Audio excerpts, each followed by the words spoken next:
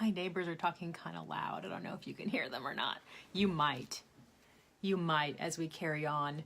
My name is Erica R. Meyer of ericarmeyer.com, voiceover talent, owner of Reframe It Mindset Motivation, and author of Reframe It, Rethinking Your Reactions to Life's Annoyances, a picture book for adults that is designed to reduce your stress level right away. So I teach busy adults how simple shifts in mindset can immediately reduce your everyday stress, improve your health, and increase your happiness. And it was the loss of my father to cancer in 2015 that inspired that curiosity about positive mindset and how it might affect the physical body. And after about 18 months of study and through that experience, Reframe It was born, including the Reframe It online course, which is basically an offshoot of this book, helping you to implement the principles of Reframe It into your day-to-day life so that they become consistent, that they become more natural, that they become more of the actual gut reaction that you may have. Get on the wait list for that. That returns in 2019. And I also have a Reframe It meditation component coming out in a few weeks. I'll be talking more about that when I'm ready to start really pushing it. We're not there yet, but it is kind of going to be the subject of this procrastination talk. Share this out if you know procrastinators just like me or procrastinators just like you, so that we can all give each other a group hug and help each other and pray for each other. Guys, I've read so many different self-help books and personal development books and just so many different commentary on the subject of procrastination. And I mean, I know what to do to combat it. It's just that sometimes you just don't. You just don't implement the steps to combat it because you don't want to. And there's laziness involved, and there's, other priorities that could be involved. There's various reasons why procrastination rears its ugly head in our business, right? For me personally, it's a combination of laziness and fear. I think if I'm being honest with myself, it mostly happens when I've got writing to do. And as a writer, I've been writing since I was a kid. I think a lot of writers, we all kind of deal with this. If you're a writer and you don't, God bless you. You're amazing. But no, I think as a writer in particular, it can get hard, especially when we know what we need to be composing is likely going to be mentally exhausting, or one of those things that kind of just really gets the ball rolling and puts us to work. The thing about writing for me is when I get on a roll, which is also one of the reasons why I sometimes procrastinate, because then I know I tap into something and it's just like full speed ahead, and then trying to give it pause when I need to, that can be a little bit challenging too for me personally. And so sometimes that is also one of the reasons, oh gosh, I'm not ready to just dedicate hours and hours and hours, because I know once I get on a roll, we're just and sometimes that's not always convenient, though that really shouldn't matter.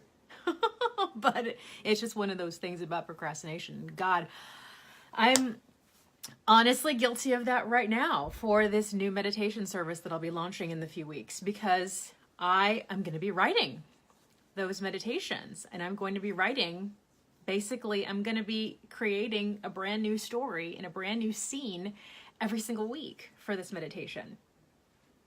Have I told you guys about that? You'll know soon. Suspense. But it'll bring up, and it'll marry all of my background in screenwriting and writing in general, in voiceover, and in mindset motivation. It marries all the things that I have basically made a career out of. So in a way that's I get a little bit scared about that, because again, as a writer, sometimes we're ultra sensitive about our writing. Not that I love constructive criticism, but sometimes, especially, that's why honestly, I don't think any of my fiction has ever seen the light of day. Not even my screenwriting. That's a confession. Yeah, I've never actually finished a screenplay before. I've got so much experience in it because I've like stopped and started a bunch, but procrastination and fear and all that stuff and fiction, even though I've been told that, oh man, you're crafting it well, you know how to do it, you know how to tell stories. I know how to tell stories. I know I can tell good stories.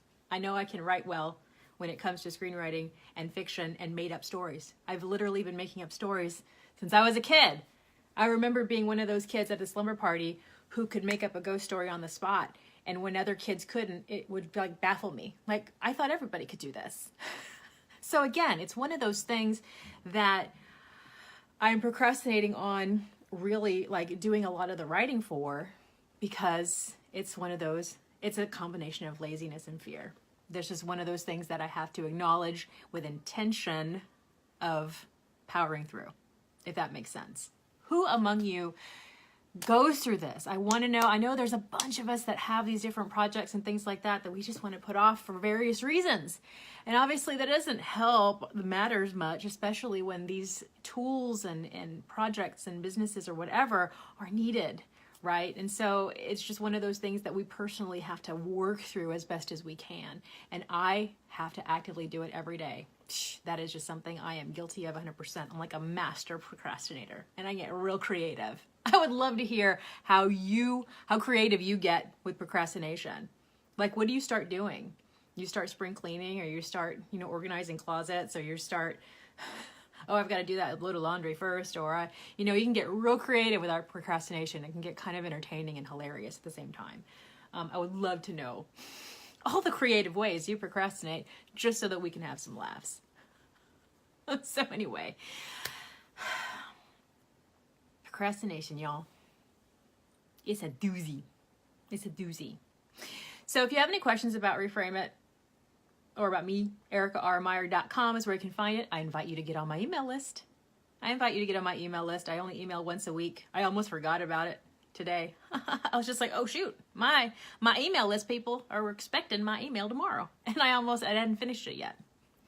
And I wasn't procrastinating on that either. I just forgot.